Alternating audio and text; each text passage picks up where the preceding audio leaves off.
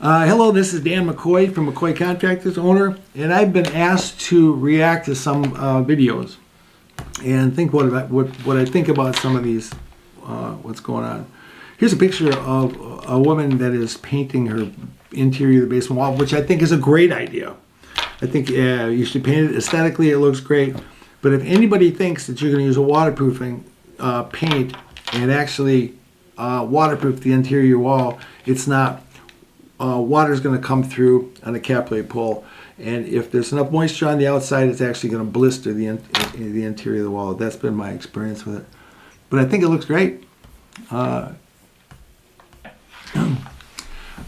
my reaction here to the interior drain using extruded polystyrene pink board to insulate on the inside. I think insulation is great on the inside. I'm glad to see it that he's doing this on a solid poured wall, and it looks like newer construction. Some issues can be had if the wall is insulated on the inside. On block basements, it prevents the wall from heating up and drives the frost in deeper on the ground. So there's been some controversy as to what kind of insulation should be done on block basements versus solid poured walls.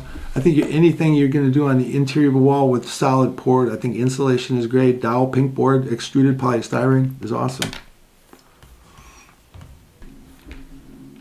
Here's another example of interior insulation on a block basement.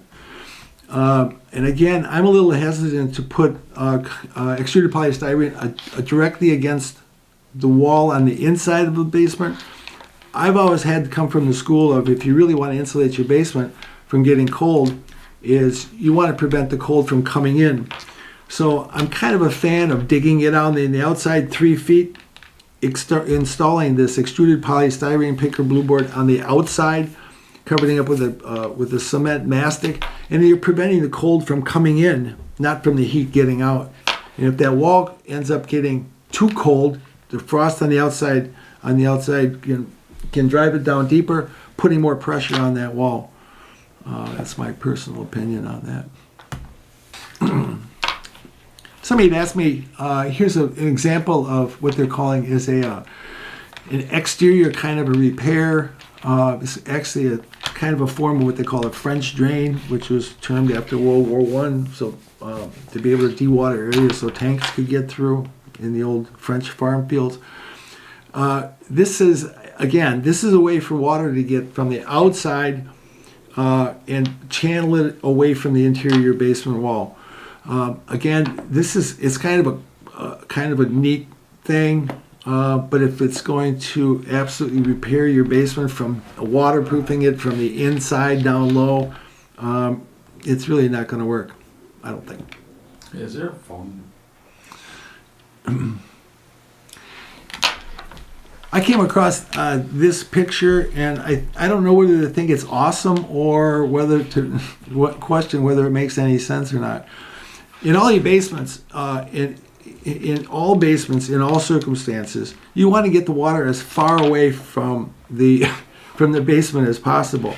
This downspout, for instance, is leading right next to the wall, and my first reaction is, you're not getting the water far enough away, and then you're collecting it. You're trying to make like a little koi pond or something there. It looks really good, but I think if you get a deluge of rain, it may not be such a cool thing anymore. Here's a picture of the drain tile, or the downspout, leading out to what they call a dry well on the outside. And this is kind of an interesting. In Wisconsin, dry wells here normally don't work. If you dig a hole in the ground, it's going to fill up with water. So whether it fills up with water here, or whether it fills up water next to the wall, it's kind of an interesting kind of idea. I think this may not be exactly the whole story. Maybe they're trying to build a fountain or something like that. In one of the previous videos, I explained that the downspout should be extended out as far as possible. And here's an example of what they call the downspout going out to daylight. And this is a great example, a great picture of really how they should be. This is going to run all the way out. It's got a positive slope. It's going to run across the rest of the yard, and they've got a little filter on there for any critters getting in there and making homes. This is a great idea here, and it's really well done. Here's another example of a downspout extension going out to what they call daylight, and this is really well done with regards to this downspout, as opposed to leading the water out to the outside next to the wall. They've got this extended underneath the sidewalk all the way out to the front yard, and so plenty far away from the house. They'll fill this up with stone and have this little critter cage on it to prevent squirrels or something going up there and making a home. A great idea, really well done. I like these ideas. Here's a picture of a French drain going on the outside to try to get the water away from either a corner or an area where you're trying to de-water the area, where you can't really extend it out very far. Here's an example where the downspout has to, for some reason, can't extend it out further. So what they did is they creatively dug a ditch, or what they call a dry well. It allows the water then to be channeled in a different direction, as opposed to, let's say, putting an elbow on there and trying to have it across your lawn.